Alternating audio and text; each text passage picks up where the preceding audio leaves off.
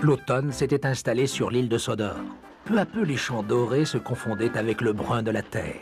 Lorsque Thomas passa toute fumée dehors, il aperçut un tracteur qui travaillait dur.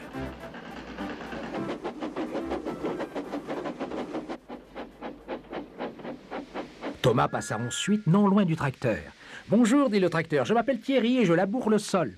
Je m'appelle Thomas et je tire un train. Mais quelles affreuses roues tu as là !»« Elles ne sont pas affreuses, ce sont des chenilles, dit Thierry.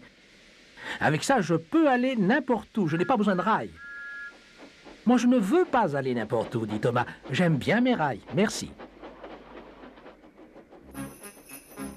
L'hiver s'installait déjà avec ses gros nuages gris porteurs de neige. « Je n'aime pas ça, dit le mécanicien de Thomas. Une forte chute de neige s'annonce. J'espère que ça ne nous empêchera pas de continuer. »« Pah, dit Thomas, ce ne sont jamais que quelques flocons. » Bien que gelé, Thomas était très sûr de lui. Ils terminèrent leur périple sans le moindre problème, mais déjà le paysage était couvert de neige. « À ta prochaine sortie, tu auras besoin de ton chasse-neige, Thomas, dit le mécanicien. « Pouf, ce ne sont pas quelques petits flocons qui vont m'arrêter. »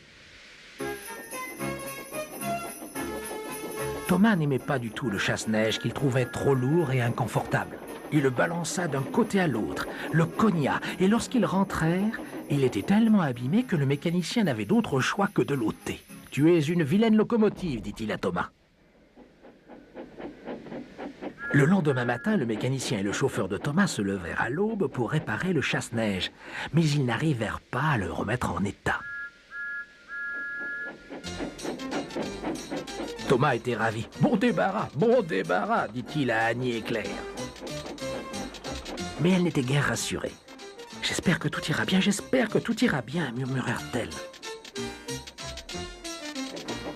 Le mécanicien était aussi très inquiet. « Ici, ça va encore, dit-il au chauffeur, mais il doit y en avoir une sacrée couche dans la vallée. »«